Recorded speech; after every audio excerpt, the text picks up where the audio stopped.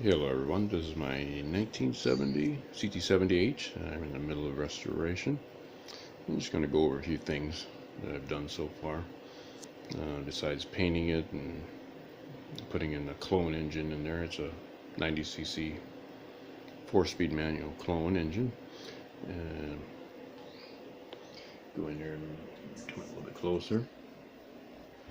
The only problem I had with this clone engine was the mounting bosses here are 1 millimeter narrower than on the original engine, so I had to put in a spacer behind the boss so that it wouldn't crush the frame in that way. So both the bottom and here, and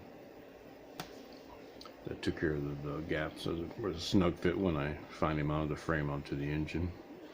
And as you can see, this motor is very similar to the ct70h, but it is 89cc. And of course, here's a pile of parts here for it. This is all original except for the speedometer, which is the clone speedometer. And maybe if I eventually find a 4-speed, I'll put that in there. But everything else is original. I got to go get the original Honda bolts for here. That way, that'll look better. And now the color in real life is more of a slightly blue-green. On the camera here I can tell it's more of a purplish blue, but it is actually a blue-green.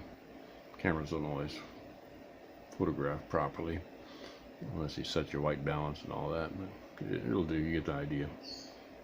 And the other thing I have to do is put that original wheel on, get it cleaned up, put the new tire. I have some Bridgestones coming. That has the original Nitto tire. It's perfectly good, still soft and no cracks. These are the clone wheels. As you can see, it's a 350 by 10 instead of a 4 by 10.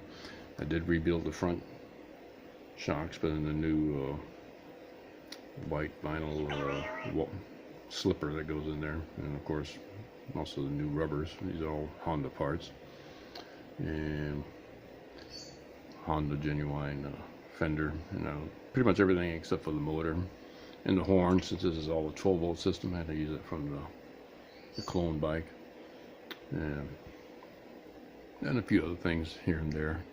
The electrical, as you can see, this is the 12-volt system, and got that all in there. This is all original new Honda parts. And the shocks, same thing. And the seat also, and the seat pan is in excellent shape, which is somewhere here in this pile. Yeah, there it is. There is the seat. It's the original seat pan. No cracking. Thank God for that. And put a new seat cover on. Let's go ahead and go up here. Give you an idea of the electrical. All these relays and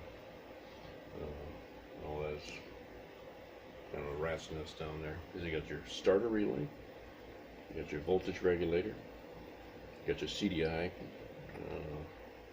module, and you have your blinker module. So that all gets stuffed down in the hole there. Alright, well, I guess that'll be it for this video. This is basically part 1. And I'll show you what part 2 is when it's all finished. I didn't go into no elaborate, restoration, because it kind of takes time to go away from doing the work, to putting the camera in, photographing wise, doing the project. All right, let me get you the other side. And as you can see, there's a heat shield. I do have a brand new muffler for this, a new old stock chrome, genuine Honda. Try to avoid going with Chinese made parts, so I did find a new old stock Honda. So that's going on there. So I'm gonna say there's a case. So I'm taking a little modification on the chain cover portion of the engine case. So I put the original chain guard on there. I do have a real Honda one that's been painted to this correct color. That's an aftermarket one. Okay, well, enjoy the video, and I'll post number 2 soon.